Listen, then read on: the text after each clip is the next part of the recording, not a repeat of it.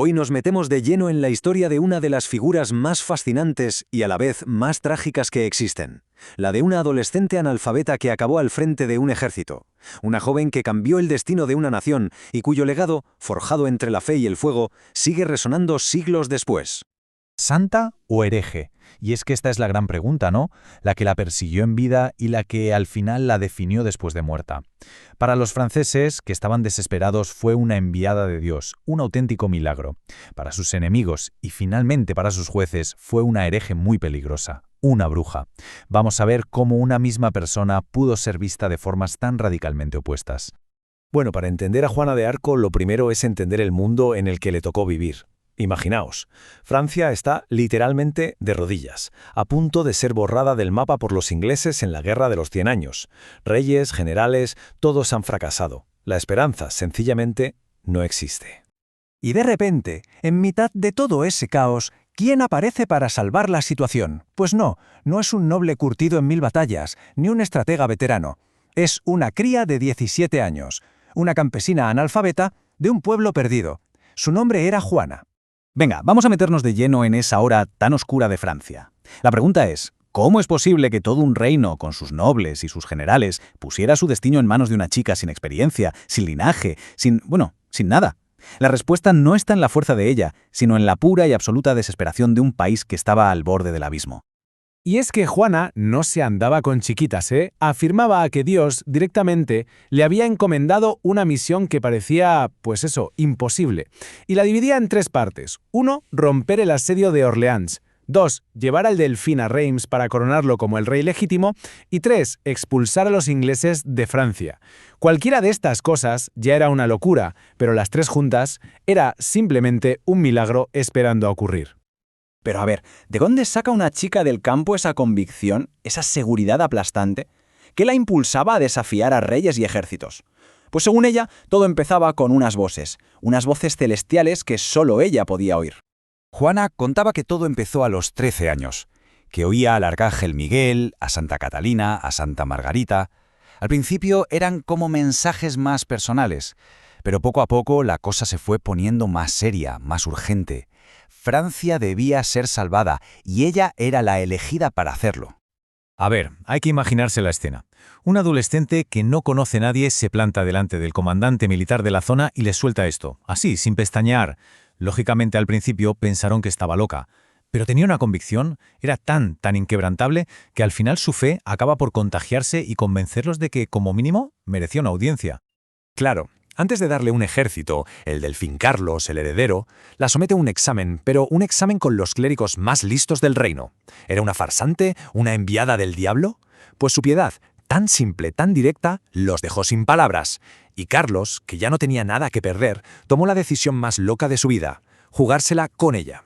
Y es aquí, justo aquí, donde la historia se convierte en leyenda. Con la bendición del futuro rey, Juana deja de ser una visionaria y se transforma en algo impensable, una líder militar que va a cambiar el rumbo de la guerra. Su llegada fue como un electroshock para la moral francesa. Pensemos en esos soldados, hundidos, derrotados, y de repente ven a esta chica y la ven como un ángel, como una señal divina. De un día para otro vuelven a creer que pueden ganar.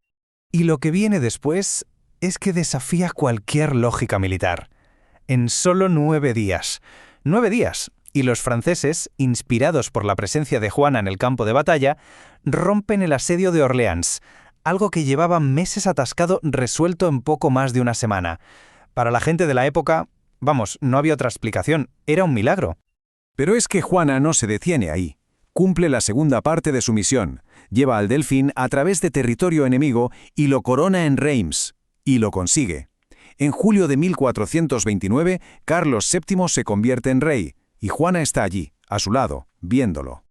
Pero justo ahí, en el punto más alto, en la cima de su gloria, la historia da un giro oscuro, trágico. La heroína que ha unido a Francia está a punto de ser traicionada, y por la misma gente a la que ha salvado. Una vez que tiene la corona, el rey Carlos VII empieza a ver a Juana no como una salvadora, sino como un estorbo. Él ahora quiere diplomacia, pactos, pero ella es fiel a su misión divina. Quiere luchar hasta echar a los ingleses. Se ha vuelto demasiado famosa, demasiado querida, una figura incómoda para la corte. Y entonces pasa lo inevitable. En una batalla la capturan los borgoñones, que eran aliados de los ingleses, y el rey, el hombre al que ella le puso la corona en la cabeza, no mueve ni un dedo para salvarla. Los ingleses la compran, pagan una fortuna por ella, pero no la quieren como prisionera de guerra. La quieren para destruirla en un juicio público. Y así empieza el último capítulo de su vida, el más cruel de todos, un juicio que era pura política, disfrazado de proceso religioso. El objetivo no era hacer justicia, era aniquilar su símbolo, desacreditar todo lo que había hecho. Durante meses, los teólogos más expertos intentan pillarla en un renuncio. Le hacen preguntas trampa, como esta. ¿Estás en estado de gracia? Es una pregunta mortal, ¿eh? Si dice que sí, es una hereje por creerse más que Dios. Si dice que no, admite que es una pecadora. Y su respuesta pasó a la historia y dejó al tribunal mudo. Si lo estoy, que Dios me guarde en ella. Si no lo estoy, que Dios me ponga en ella. Brillante. Es que es una muestra de ingenio y de fe que los desarma por completo. Una campesina analfabeta demostrando tener más agudeza que todos ellos juntos. Pero daba igual. El veredicto ya estaba escrito de antemano. Los cargos oficiales, herejía y vestir ropa de hombre. Pero el motivo real, el político, demostrar que sus victorias no venían de Dios, sino de la brujería, y así, claro, invalidar la coronación del rey francés. Al final, su lógica, su fe, no importó nada. La condenan y, con solo 19 años, la llevan a la hoguera en la plaza de Rouen. Su muerte fue un espectáculo brutal, público, pensado para aterrorizar a todo el mundo y borrar su recuerdo. Pero la historia, claro, no acaba en esas cenizas. Pasan los años, la guerra termina, y el propio rey Carlos VII manda revisar el juicio. Se declara nulo, se limpia su nombre, y en una de esas ironías brutales que tiene la historia, casi 500 años después de quemarla como hereje, la misma iglesia que la condenó la declara santa. El círculo, de bruja a santa, se había cerrado. La historia de Juana de Arco es un recordatorio, brutal, de cómo la fe puede mover montañas, inspirar actos heroicos, pero también cómo puede ser retorcida y usada como un arma política. Y nos deja con esa pregunta que, a día de hoy, sigue en el aire. ¿Qué eran realmente sus voces? ¿Un milagro, una manifestación de su increíble fuerza de voluntad? ¿O algo más? La historia nos cuenta los hechos, pero el misterio de Juana, como su leyenda, permanece.